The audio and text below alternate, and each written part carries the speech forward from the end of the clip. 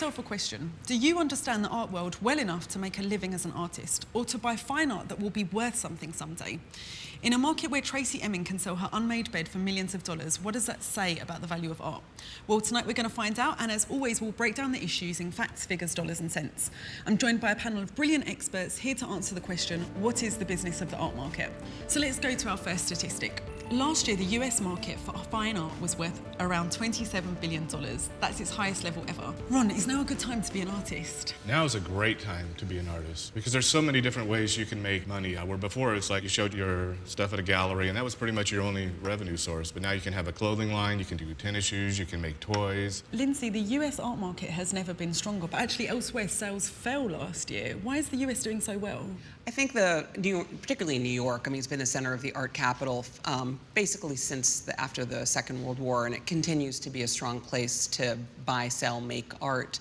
I think people come from all over the world to New York to buy in auctions, to buy in art galleries. So that number's not just American people probably buying and selling art, it's a real global figure. If a young artist showed up, how difficult would it be for them to get their artwork exhibited? There's plenty of opportunity for exceptional artists. The youngest artist that I work with was born in 1989. Her name is Amalia Ullman. And she happened to have an Instagram project at the time, which was an artwork. And it made her project instantly accessible to me. The people walking in off the street are just as important, but now I can instantaneously sell something if I post it on Instagram and if it happens to resonate with people looking at my feed at that time. What people don't know about art is it's actually an impulse item. That's that why when you have an opening and or? you have wine, and a lot of people, they didn't know they were going to buy a painting that night and they walk out with a painting. Okay, let's take a look at this next stat.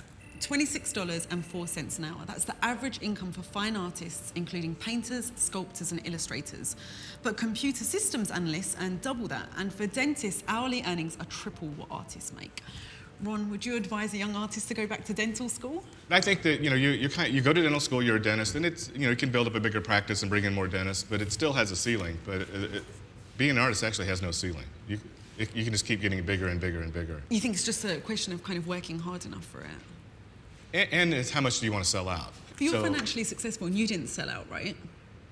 I'm like somebody who won the lottery 5 times. Okay, but most artists just assume they're not going to make money, right?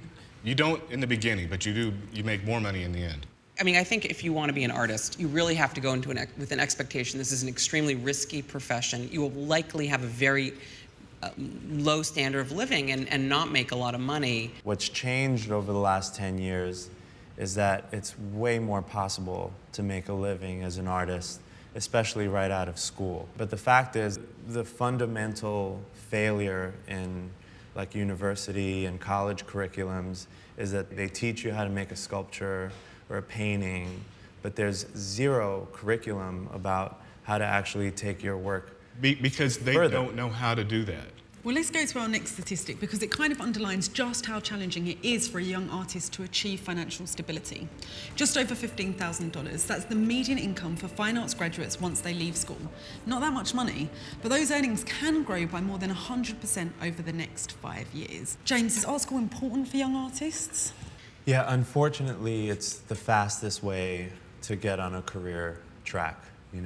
Going to a prestigious MFA program connects you with a community of peers, your peer group, that will help you as you move along, and it connects you to mentors, and it also is a recruiting center for art galleries. I think the art world is very much about relationships. They don't even have signed contracts. Oftentimes when people buy or sell art, it's all done on a handshake. You could kind of earn your in by kind of being around and being stable and steady and working in the art world. There are different art communities around, particularly the US, in different cities, whether it's Boston or Philadelphia, and they have nights where the galleries try to cluster the openings. So you can go and try to talk to people, try to meet people.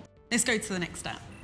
44% of young people aged 18 to 24 discover art online through social media, and 34% of young people aged 25 to 34 do the same. Lindsay, how has social media changed the art market? I think it's important, and people really do use it, and it's a great resource because it's free and it's accessible, and I think you can really get the word out. quite a lot. But at the end of the day, you know, what I really think is important is still a studio visit with an artist, talking to them for an hour, listening to them talk about their work, and looking at work hanging on the wall. Ron, how important has social media been to your own art? You reach a lot of people, and you can do stuff, you know, you can put up stuff very spontaneously and let people know what's going on. So I found it really fun. Okay, so I want to go to this next step because it shows that fine art maybe should come with a warning sign that says, let the buyer beware. $6 billion, that's the annual value of the art crime industry, according to a founder of the FBI's art crime team. Lindsay, when we talk about art crime, what do we mean? Oh, there's a multitude of ways I guess people can commit art crime if they want. It's because a little bit of the art world, you know, there's always this emperor's new clothes thing. People are afraid to look ignorant. People are afraid to ask questions. James, have you had any experience with fraud or forgery? My friend actually ended up borrowing 2 Basquiat works for this show. He made a forgery, but it came with a real stamp and real certificate of authenticity, so he was able to sell it. And when he went to jail, he started sending me... He went to jail? He went for to how jail long? for 3 years. He generated so much publicity, and he loved it. It was the most productive time for him. He was like, James, I want to stay here because this is like a residency, you know? Can I be cynical here? A lot of people are pulling faces as you're telling this story. Like, he didn't do this as a piece of artwork. He just got caught. No, he did for years make fake works of Tom Sachs, a famous artist, and Donald Batchelor. And he made money off of them. But he would show them as artworks, and it was always kind of playful. In this Right, case, and it's not illegal to do that until you sign the signature. And it's not illegal to attribute it do the other this. person. It's not illegal to make a copy. But is it immoral, even if it's not illegal? Over the decades, appropriation artists have become very well established and recognized. It's like anything goes now. Has that Like, ever happened you to didn't you, do that. Ron? Yeah. You've made something and someone said also this once isn't a genuine... I was having a show and it was in a bit of a sketchy gallery, and I was kind of friends with Keith, so I said, Keith Haring, so I said, can I have a piece for the show? And he gave me a piece for the show, and I thought, you know what, somebody's gonna steal this. And so I made a fake one, and then sure enough, somebody stole it. So then now there's a fake version that's out there. How would you feel if someone made a forgery of your own work? Yeah, people do. And it doesn't bother you? No. You should be flattered. Yeah. Let's see if we have any other questions from the audience for you guys. I can take this one over here, maybe. I love art. I love buying art from, supporting my friends, but the asking prices are kind of crazy. I wanted to know, how do you know it's fair? It's a great question.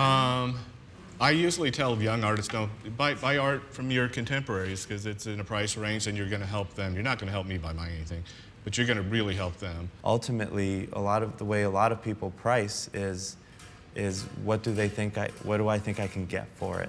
If you've got more questions about the art market, now's the time to ask. So, do we have any questions here? Yeah? When I want to buy a piece from a gallery, how does the profit get split? Like, how much does the artist get to keep? How much does the gallery get to keep? It's 50-50. Is that just your gallery or most galleries? It's standard. Okay. Yeah. Do you ever have the artist sign contracts, or? No, it's a really kind of like unregulated field in that way. Artists don't feel comfortable with contracts oftentimes because it makes them feel like they're too restricted. Given the lack of regulation, things do function, and I think they generally function pretty well. I think people have good intentions, but it does create an opportunity if people have bad intentions or do eccentric art projects that they can get away predatory with. business practices. Yeah, you can have that happen. Yeah. Right, let's see if we can take a question from the audience right now. Who has a question? We have one over here. On listening to you guys, what you said about young people breaking into the market, it seems easier said than done, and I just want to know, like, exactly how can you do that? You can have a lot of theories, and it turns out they don't work. But I've had young assistants over the years, and then I've helped them establish art careers. And so my last assistant did not like street art. He was a fine art painter, and I said, you have to do street art. He adapted. He learned how to put stuff on the streets. He got famous. Now he just travels all over the world, does huge murals, has great shows. He has a great career, but he put his stuff in front of people. All we have time for. That does it for this edition of The Business of Life. I'd like to thank all of our panellists for joining us today, James, Lindsay and Ron, and all of you for watching at home. We'll see you next time on The Business of Life. Bye-bye. That was 20 minutes. Business of Life is made possible by Better Money Habits. It's a free resource that helps you build practical knowledge and take control of your finances. Powered by Bank of America. See more at bettermoneyhabits.com.